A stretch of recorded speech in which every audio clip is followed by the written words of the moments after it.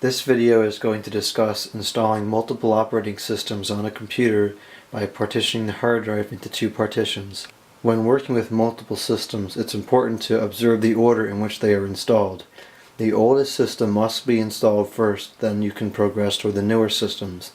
In this case, we'll install the Windows XP first, then the Windows 7. To install the systems on your computer, you will have to boot your computer from the CD. To do this, turn on your computer by pressing the power button. As your computer initializes, look for a prompt at the top right corner of your monitor to open the one-time boot menu. On this computer and most other Dell computers, it's F12. On some other makes it may be F8, F2, or the Enter key. Once you've determined how to open the boot menu, press the corresponding key on your keyboard. Be sure to do this quickly.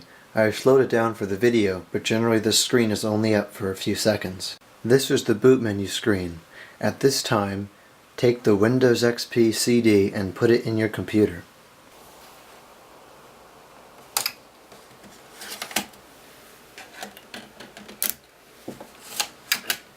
After you've put the CD in your computer, use the arrow keys on your keyboard and move the selector down to CD, DVD, CD-RW drive. Depending on your computer, it may have a slightly different name. When the desired item is highlighted, press the Enter key to select it. Your computer will prompt you to press any key to boot from the CD. When you see this, press any key to boot from the CD.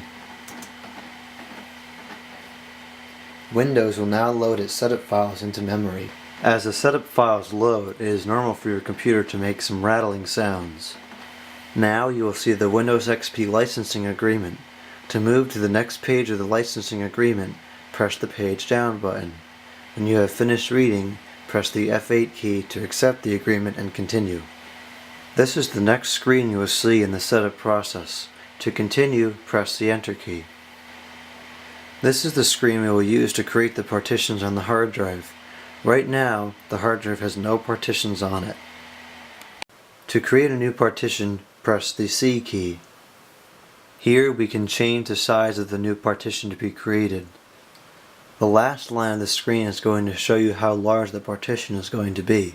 To change the size, you must erase the numbers first and then type in a new size.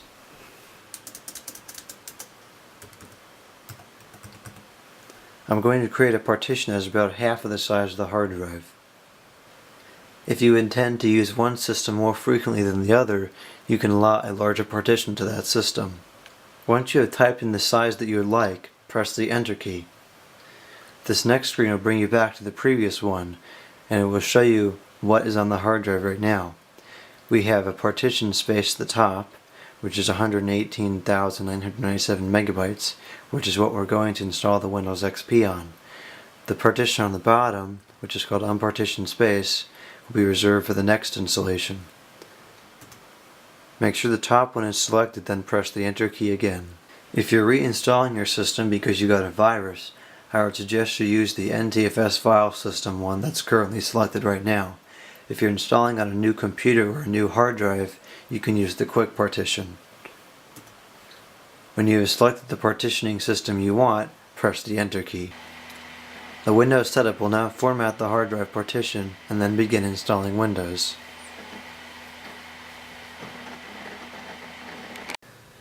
During Windows setup, your computer will ask you a couple of questions about your preferences for the new installation. When you answer these questions, the computer will proceed to the next step of the installation. Once the Windows XP has been fully installed, remove the Windows XP CD from your computer and put in the Windows 7 CD. Then restart your computer and follow the same procedure as before to boot from the CD. This is the Windows 7 setup screen.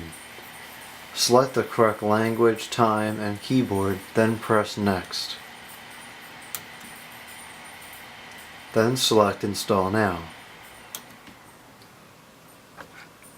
This is the Windows 7 Software License Agreement terms. You can scroll through the agreement using the scroll bar on the right. Then select I accept the license terms on the bottom. Then press Next. Select Custom Advanced Install. Then select Unallocated Space. Partition 1 is where the Windows XP has been installed. Now go under Drive Options, Advanced. Select New. Then select Apply. Then press Next. The Windows installation will now begin.